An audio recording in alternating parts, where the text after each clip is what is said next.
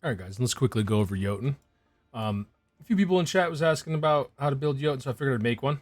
And then also seeing how the new season, if you freeze things, do status effects, it looks like you're going to be able to stop the on-death effect of the creatures. So I thought that was pretty dope. Might as well make a character that can do that, right?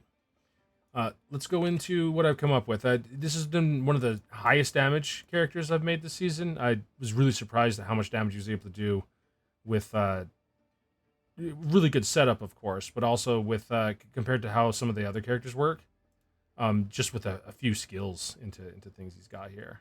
So while you're leveling, gonna want to stick on the Son of Ymir side. I think that the Orb of Frost is really powerful.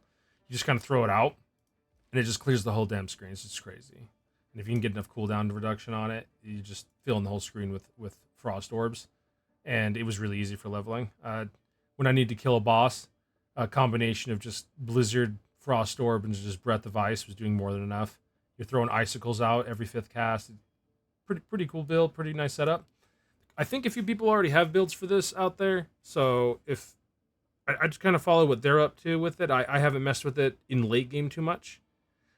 If you are going to go late game though with it, I have talked to people, and I will give you the rundown of what I think you should be doing with mana stacking, especially with a character like this that already gets more damage from stacking mana. So since he already gets damage from stacking mana, and it's a pretty tremendous amount, we're going to go with the Grand Wizard's Arc Mantle late game, and you can just kind of stay Frost the whole time if you want. So I'll show you real quick through my White Mage, because he's already got it all set up, what you're going to do for mana stacking and how you're going to kind of finish his gearing.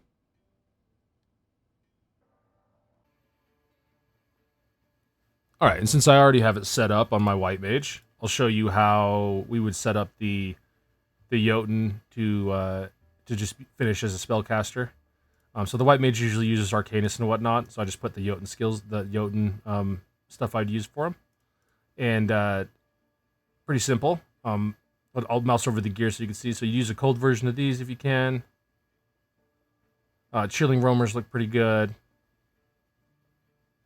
We got Stone of Premonition to stack more mana. Signet of Harbingers, pretty nice. You'd be doing just the same thing. You're going to use the Cold Belt, though. Same thing I use on the Yoten. Book of Cold Death. We use the Book of Cold Death even on the White Mage, and the reason why is because of this right here. You get additional cold skill damage based on your mana. And since the end game version of the Yoten and this character is going to be using the Grand Wizard's Mantle, so you can mana stack. Definitely going to want this. For him, and even for the Yoten if you want to. So let's say you find a few pieces of gear that are really powerful that don't do cold damage, but you want to convert that into cold damage because you want to use those pieces of gear, especially on solo self-found. So if you found a Celestial's Authority, it has the special ability to convert all elemental damage into arcane. So not really wanting to do this on the Yoten, but just in case, just as an option, because it is cool to know about this, and then it might even make you kind of want to try to make a weird build on other characters. So you convert all elemental damage into arcane here, and this allows you to do weird things like use Book of Cold Death on characters that aren't using cold damage to increase your fire damage, increase your arcane damage, kind of do whatever you want, and then meld it all together into just arcane with this. So that's an option just to show people in case you don't know how Celestial's Authority works. It's pretty cool. For the mana stacking build, though, we'll just go over the rest of the gear here. So Philosopher's Stone is one of my favorite. There's a lot of different options. This just gives you the all res and everything pretty easy. And Sheep King's Crown is pretty easy to get. There are better options, especially Rune Words. But because you get 25% mana increase through Sheep King's Crown, and you can farm and have the Sheep King set before you're going to get the Grand Wizard's Mantle, most likely, you can run around and wear this as a temporary outfit before you move into the Grand Wizard's Mantle. That's pretty much it for the setup on the gear here. Grand Wizard's Mantle, just so people understand how it works. You grab that, and then you enchant it with Elementalist. So you gain magic skill damage for every 100 points of mana. And then you have an ability here that you put on your bar called Radiant Power. And Radiant Power allows you to do exactly what it says there. You gain magic skill damage based on your maximum mana for a short duration.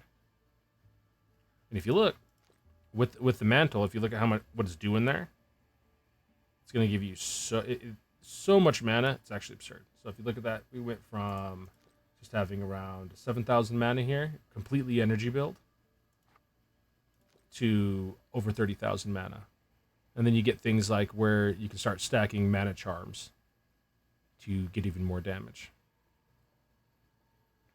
So that's how that works, and that's how it's going to work on the Yoten. So everything we're showing here, this is exactly how your Yoten's going to kind of build up, especially in Solo Self-Found.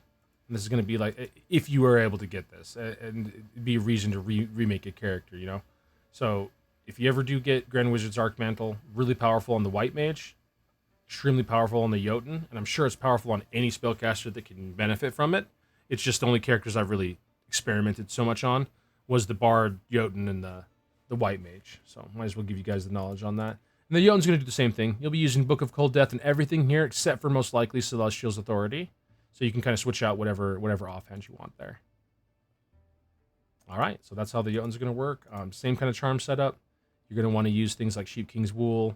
It's really powerful, especially if you're going to be using the helmet anyway.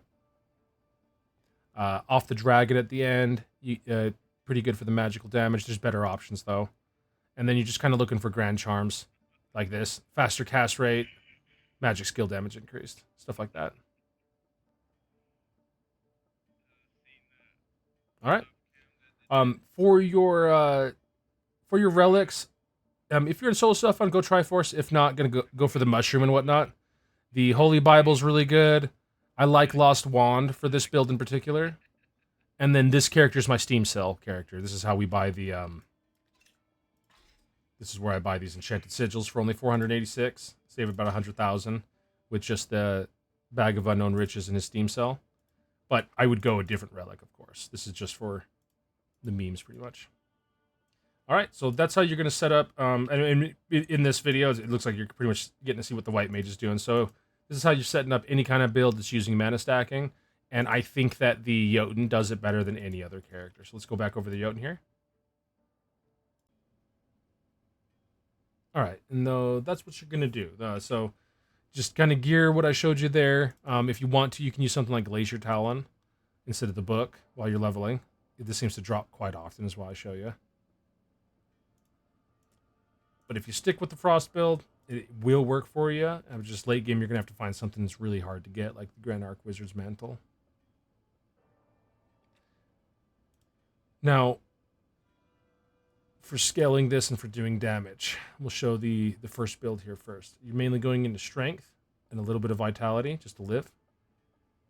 If you decide you want to go full vite and you just want to vite stack and use the Ice Giant Strength, which increases your attack rating and your damage based on your vitality, go ahead. We didn't do that in this one. I felt like I was getting more damage off the strength, but you can decide to go all vite with this skill. That's what makes it kind of cool.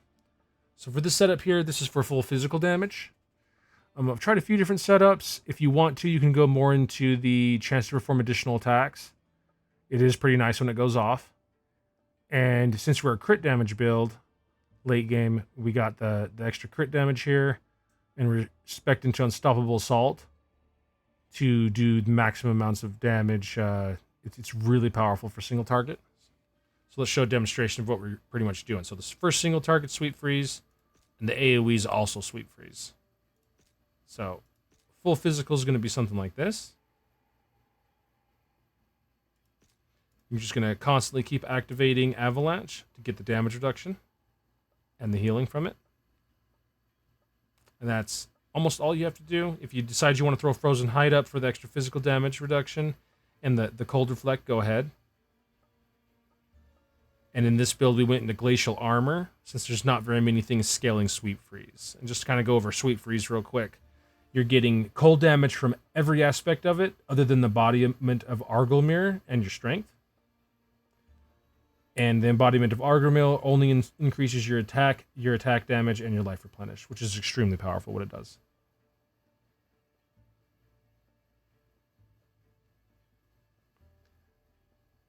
Now, for the final build where we mana stack, and I'll show you that real quick.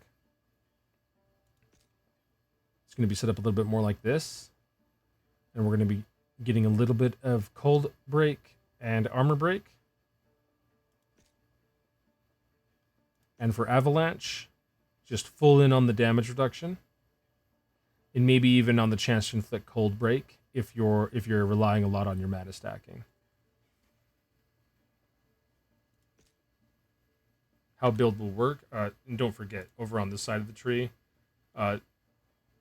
we went into Power of the Ancients, and 1 point into the Avatar Frost, because we are scaling frost damage with the endgame build here. So this is what you can do for physical, kind of just get your resistances, and then if you get that chest piece, Grand Arc Wizards, go ahead and start scaling your frost damage as much as you can over here. And that's what we went with this. With Sweet Freeze on the other build, kind of spec'd into things that only affected my character and didn't really affect the cold damage. And then on this build, we're speccing fully into everything that scales his cold damage on this skill. He also has a teleport, Portal of Ice. Definitely going to want to use this. Yeah, there's all sorts of different setups you can try out. I like to use the all resist here is the main thing with the range of the portal. Just all into that if you can. I'm trying a few different things. That's why you see it kind of trying out the shredding thing real quick. But for the normal setup's going to be just the range on the Portal of Ice. And then I kind of like this one all the time, where you damage and you pull all the monsters towards you.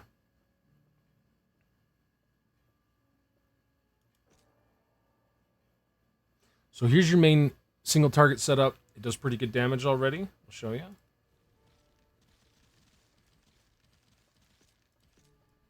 Just getting into Inferno right out of Inferno. You're going to do enough. That's enough, more than enough already to kill Exidria. Not quickly, but you can kill her. And you'll be able to kill Luna and get everybody else pretty quickly in Inferno. Now, if you're really wanting to scale the damage and go crazy, you're going to get Grand Arc Wizard's Mantle, and that's pretty much it. You don't even need to stack too much more other than just a few things that have things like mana here. And we'll show you why we're doing this. So, if you look over our skills here, we got Sweet Freeze. So Sweet Freeze does 227,000 physical and 60,000 cold damage. So the point of the build here was I wanted to make sure we were doing as much cold damage as possible, because I want things to freeze next season and always be kind of permafrozen. So we take this from 60,000 damage, and all we're doing is adding that chest piece, 1 point in the Power of the Ancients, and once again, you can go deeper into this if you want to. 1 point in Avatar Frost for more cold damage. And then we're also scaling all the cold damage we can on Sweet Freeze. If you want to, you can spec into Intelligence too to get even more cold damage, but I don't think it's worth it. I think that Strength's a little bit stronger since it's a physical skill we're trying to do. So here's the setup for this.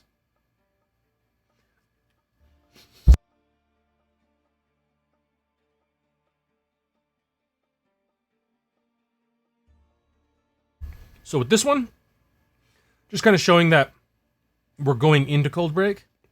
Since we're doing so much cold damage, I wanted to make sure we had a little bit of Cold Break as well. I might want to take a point out of the Vitality damage here, put that into Cold Break as well, just to get that 9% proc. And the reason being is right here. So, like I showed you, 60,000 damage. And we put that on, it immediately goes to 340,000 frost damage. So you're doing even more damage than you're doing physical at this point. And all we're doing is adding a chest for mana stacking. That's already pretty powerful anyway. And it's going to affect every single one of our skills that do frost damage. It's going to affect how much our Glacial Tremors does. It's going to, every time we attack, we're shredding cold resistance over here. If you decide you want to go into Flash Freeze again, your Flash Freeze is going to actually start to do damage when you're doing the mana stacking. It's going to actually get into the billions compared to just hitting for a few million there like it was earlier. So mana stacking really powerful on him, and I highly recommend it. And one of the reasons why I kind of wanted to showcase the build to people. So for our endgame gear here, what are we wearing? Pretty basic setup. Chaos Walkers is pretty mandatory nowadays. Everybody likes the Zazels, and Kadash is the last item that's going to be the hardest to get. So out of all the hard to get items here, you're going to be Grand Arc Wizard's Mantle, probably the hardest. Kadash, Zazels, and then Chaos Walkers. So Chaos Walkers is farmable. I wouldn't worry too much about these. You just do the Chaos Tower events. You're probably going to get a pair. Rakkul's Ritual Band, just go do the tower, and you'll eventually get one of these. If you're on trade, you can just trade for one. Girdle of Eternal War you can't get until you're in Infernal. Same with most of this gear. So you can't get this until you're in the Inferno mode. So until you get into Inferno, just kind of stick with maybe Commander Sash or something like that. And then you can try to farm Azazels. There's a few different ways to target farm this, including hitting Luna up over and over again or doing the dungeons.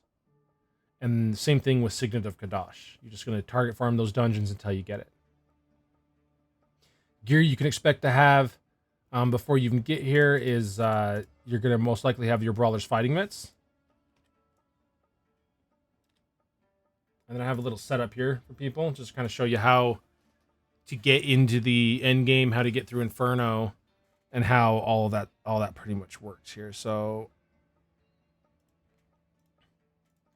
when you first get into Hell mode, especially if you're in solo self-found, you're going to have to get yourself a Shadow Carver or a Shadow Fury. This is going to be the most damage you're going to get without going into crit. Gives you a 200% bonus damage, and you get this from just killing Reaper before you can even get it in Hell 1 while you're killing Reaper. So you're going to get one of these first. Try to put on rings and gear that looks like this. So any kind of proc that gives you attack speed or attack damage. And you're just going into enhanced damage and physical damage, stuff like that. So the Demon Eye Ring is a good example of what you're aiming for while you're gearing a non-crit build. And then really late game, if you decide to stay with the non-crit build, you can kind of go into Eagle's Claw if you feel like it.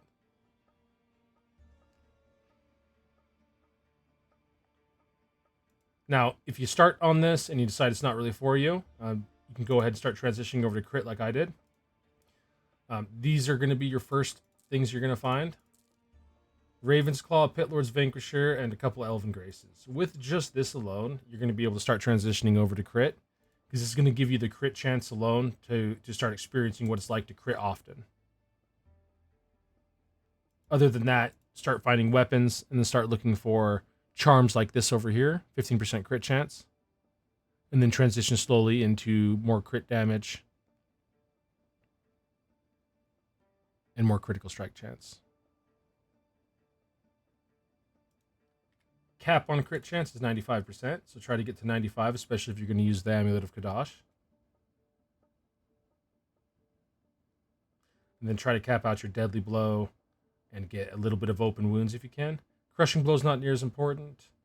It is very good, but the Deadly Blow seems to do a lot more damage than when you're doing the Crushing Blow. So that's going to be your main setup. This is going to be the maximum damage I had using the Grand Arc Wizard's Mantle.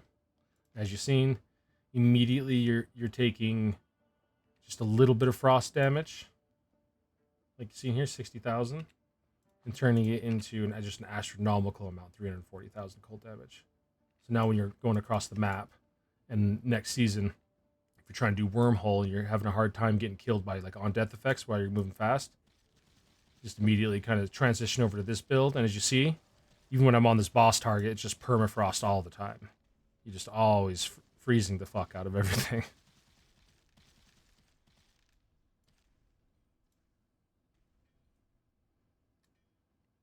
All right, so that's the main setup. Main gearing for endgame gear. Once again, if you're having a hard time gearing, stuff like what I'm showing you over here is really easy to get. And then you can slowly try to transition into something else there. Late game, Blood Moon Crescent. The reason why we're going to use this is the first 3 skills on there. The movement, attack, and the movement skill diminish is so powerful for when you're doing whirlwind around on the map or when you're just running around just hitting things with your ice skill, that it's hard to not use the Blood Moon Crescent. In fact, most of the time, if I just need the resist, I'd rather not even use Feral or anything. I would just use the Blood Moon Crescent, and it's only because of the skill move diminish, movement speed. This is not the most damage you're going to have in the game. This is just the best overall weapon for grinding and for doing bossing. For me, you might find something you find a little bit stronger. Just how this works for me is really nice. For maximum damage, of course, the Feral and the Blood Moon Crescent seem the best for me.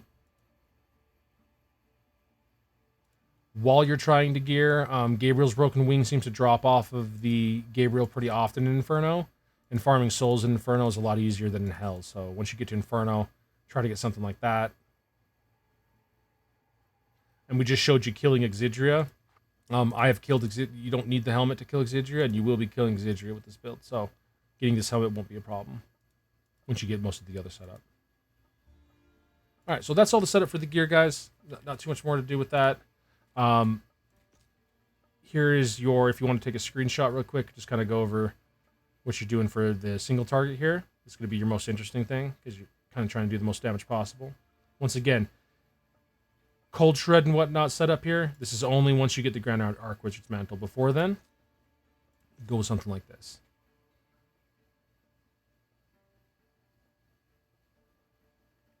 All right. So it showed you a demonstration of Exidria. I'll go ahead and run through a dungeon here so you guys can see what it looks like when you're just kind of doing the spin and killing stuff. And then let's go ahead and just do a little single target demonstration to show you how much damage this is doing when you're actually like popping all of your stuff off, including the embodiment of Argylmir and whatnot. So when you go into a boss fight, pretty much just going to walk up. You got your teleport on top of the boss, pop embodiment of Argylmir, pop your potions here, and you're just going to do tremendous amounts of damage. Even before I have a full setup, it's already getting into like the 20-30 billion damage.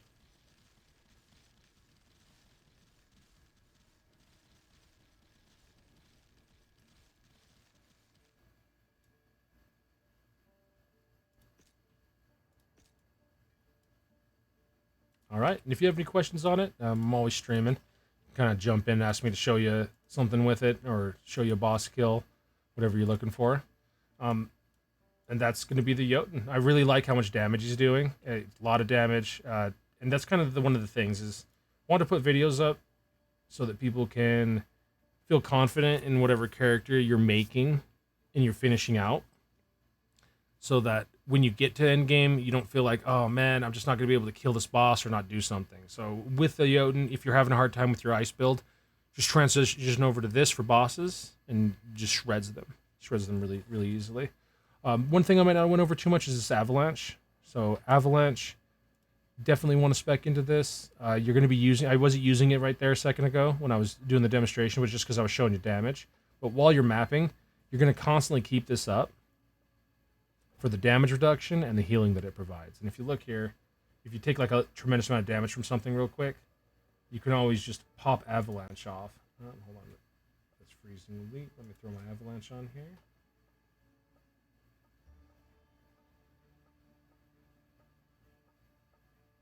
Where is it? Right there. So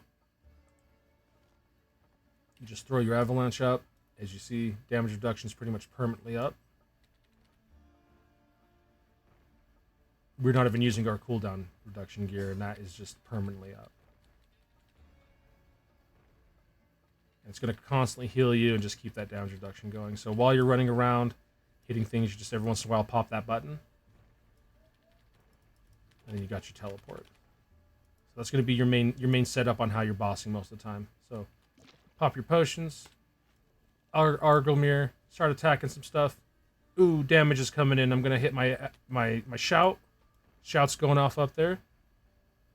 It's going to be healing you while you run away. Then you just teleport back in.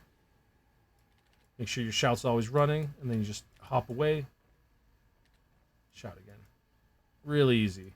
Really strong. And it makes him kind of... I mean, with the damage we're able to put out, the fact that he can do really good frost damage and he can do good physical damage, I'd say at least an A tier. Maybe not S tier entirely because the clearing is a little bit lower with his physical.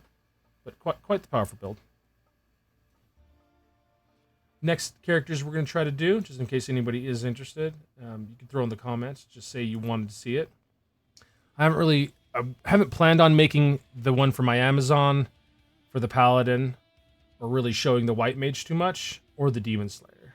If someone is interested, all of these, I've been able to get them to do extreme amounts of damage. And I wouldn't mind showing the build off. It's just that...